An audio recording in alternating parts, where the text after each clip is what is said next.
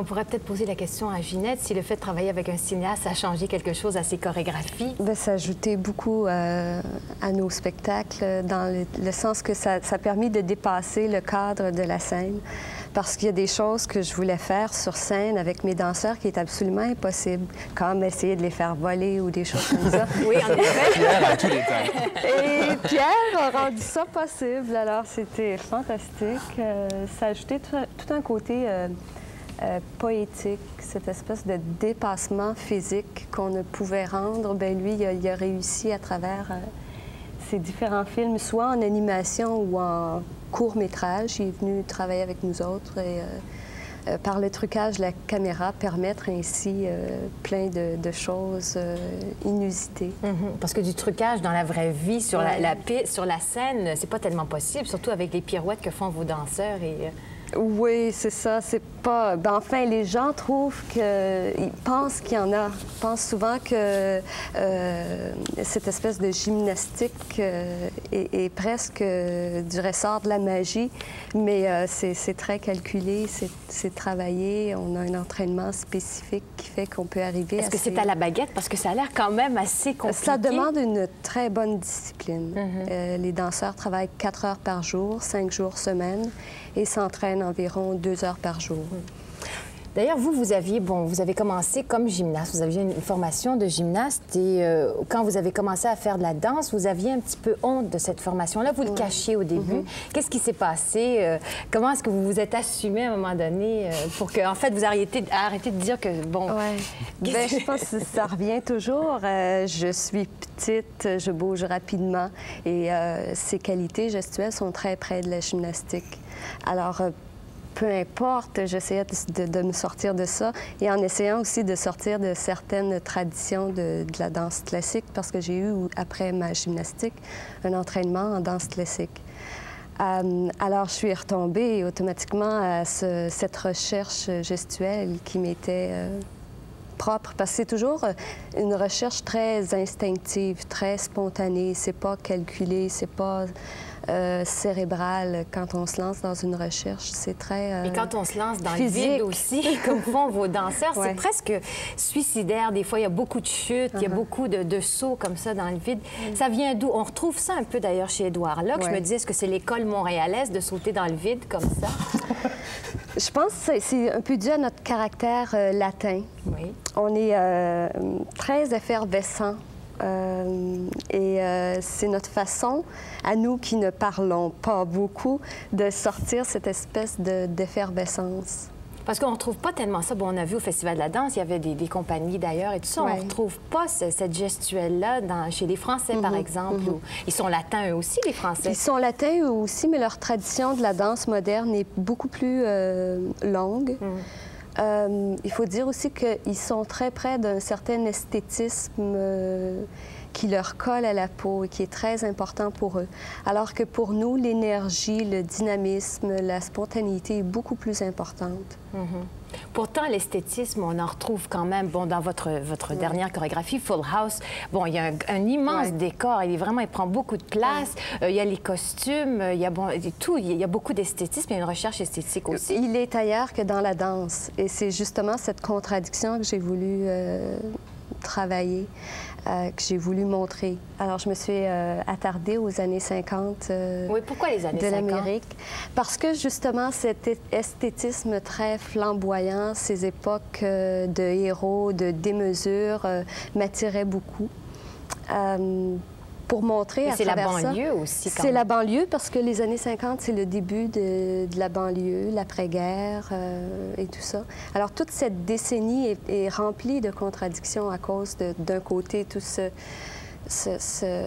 cet aspect très clean de la société et d'un autre côté, tous les problèmes sociaux qu'il pouvait y avoir, qui sont encore là d'ailleurs, mais à cause de ce contraste qui est si extrême à ces époques-là, j'ai décidé de le traiter de cette façon-là. On en montre un extrait? Ah oui, on en montre un extrait, oui.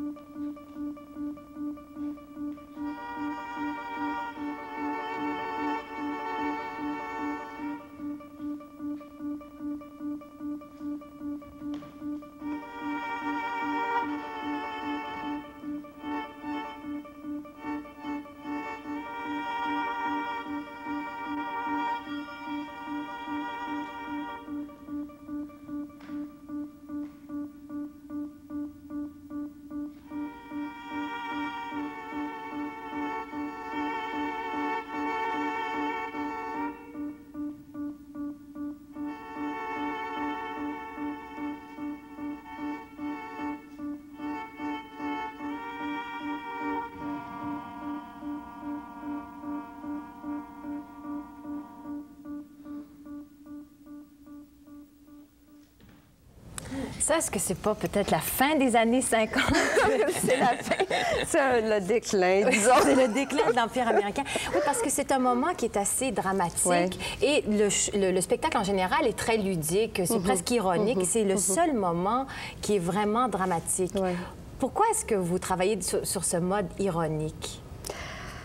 Bien, je pense qu'en traitant d'un sujet comme ça, tu peux pas faire autrement que de montrer que finalement, tu te prends pas au sérieux puis que tu traites des relations sociales, mais en le montrant avec autant de contradictions, je préfère le montrer d'un côté humoristique plutôt que de prendre ça trop au sérieux, trop dramatique ou trop... Ouais. Il y a simplement la fin qui est un peu plus intense. Mais des fois, c'est comme si ça empêchait le spectateur de véritablement rentrer dans... Parce que, bon, on est toujours comme vraiment spectateur. Ouais. On rit, mais on s'implique pas émotivement avec les danseurs. Est-ce que c'est voulu, ça? Ben non, c'est pas voulu. Ah, c'est pas voulu. Puis j'espère que les gens rentrent plus...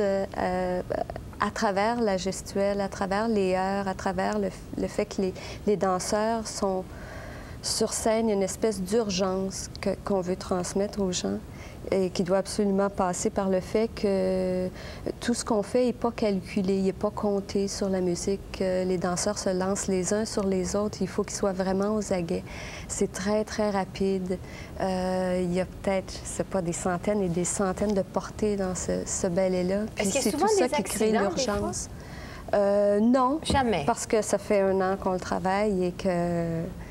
Il n'y a jamais personne qui se casse la figure? Bien, il y a toujours des petites blessures, mais rien de très, très grave. Moi, je me souviens qu'une semaine avant Timber, mais ça, c'est pas Ginette, D'ailleurs, c'est pour ça que je danse pas. Ginette qui devait danser dans Timber, s'est fait mal au pied. C'est souvent moi qui se blesse quand je danse. Ouais. Je me demandais si, durant les pratiques, vous parlez que la troupe... s'exerce pendant 4 heures par jour. Est-ce que vous faites des points durant ces 4 heures, quelquefois, ou jamais les points? Jamais. Pourquoi les points ont été mis de côté et les mouvements classiques? Bien, parce que c'est pas du ballet, c'est un autre vocabulaire qu'on recherche, justement.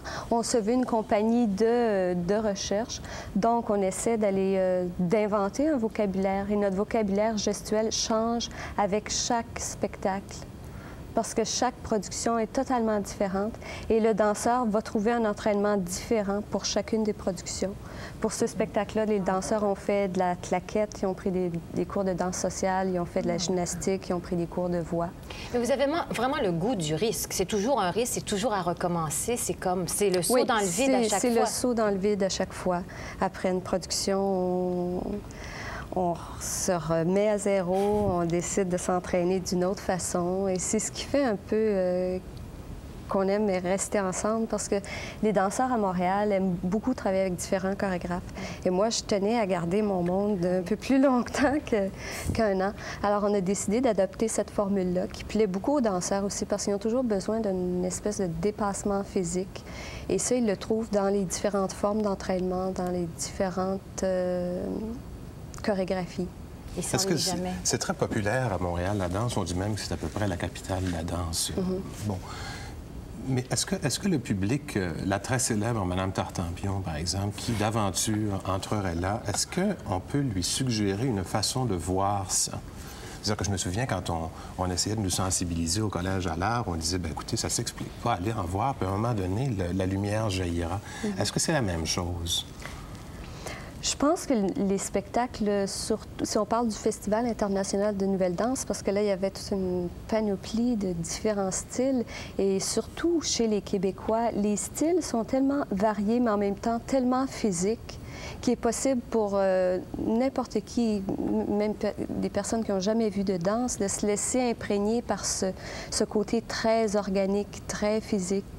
Je crois que c'est ça la force des Québécois. Il ne faut pas chercher l'histoire, en d'autres mots. C'est pas comme bon. Qu'est-ce que ça raconte? Mais c'est les impressions. C'est presque impressionniste. C'est pas du néo-expressionnisme, du plus impressionniste, finalement. On ne sait pas qu'est-ce qui se passe, mais on a comme des espèces de filets d'image. Il y a des repères. Dans mon cas, les repères, c'était cette scénographie qui situait très bien l'action et la musique des années 50 qui se situait. Et à partir de ça, j'ai fait différents petits tableaux sur des faits marquants ou touchants des années 50 ou des faits humoristiques ou très dramatiques. Les années 50, c'est un peu votre enfance, d'ailleurs. Vous avez beaucoup vécu dans une banlieue. Oui, c'est ça. Oui. Donc, c'était un règlement de compte, peut-être? Bien, c'est des souvenirs touchants. Bon, la télévision, je pense que tous les Québécois ont été imprégnés des films hollywoodiens des années 50. Et c'est un peu, oui.